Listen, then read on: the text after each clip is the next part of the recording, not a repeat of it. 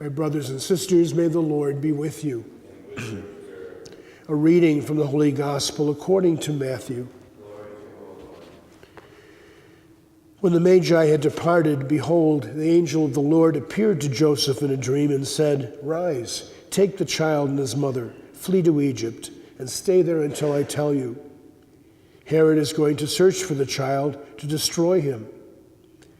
Joseph rose and took the child and his mother by night and departed for Egypt. He stayed there until the death of Herod, that what the Lord had said through the prophet might be fulfilled. "Out of Egypt I called my son." When Herod had died, behold, the angel of the Lord appeared in a dream to Joseph in Egypt and said, "Rise, take the child and his mother and go to the land of Israel, for those who sought the child's life are dead." He rose, took the child and his mother, and went to the land of Israel. But when he heard that Archelaus was ruling over Judea in place of his father Herod, he was afraid to go back there. And because he had been warned in a dream, he departed for the region of Galilee. He went and dwelt in a town called Nazareth, so that what had been spoken through the prophets might be fulfilled. He shall be called a Nazarene. The Gospel of the Lord.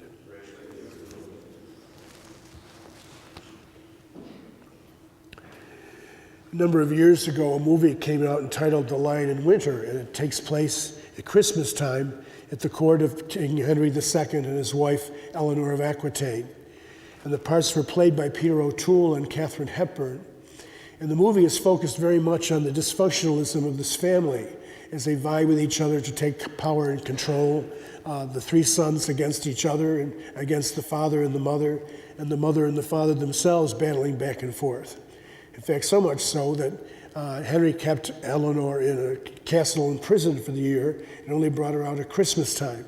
And so this whole thing takes place when they're all together, and all these things are again happening. And towards the end of the movie, he has been so upset with everything that he ends up taking the three sons, locks them up in a dungeon, and claims not to own any inheritance for them anymore. And Eleanor, in turn, pays off one of the soldiers, and he kills the soldiers of the prison guards, and she goes in with knives to give to the sons.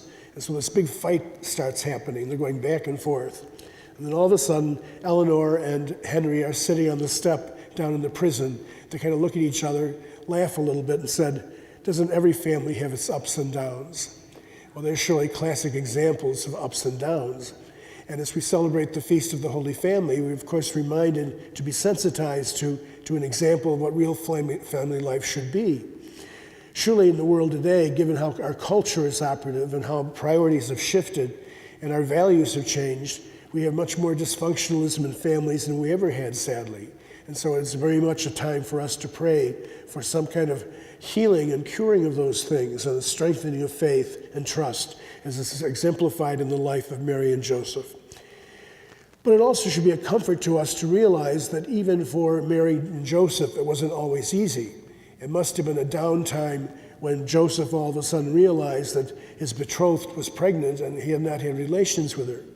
It had to be a downtime when they get to Bethlehem and can't find a place to have their child born. They end up taking a manger in some stable. It surely was a downtime when they had to all of a sudden pick up their roots and security and move off to Egypt out of fear of having their child taken.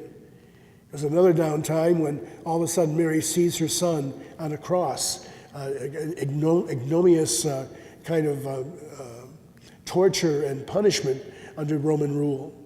All these times were difficult moments, and even though they were downtimes for them as a family, somehow they made it through all of them. And they primarily made it through all of them precisely because they ultimately kept their trust in God, that they believed and hoped that he would not give up on them as long as they did not give up on him.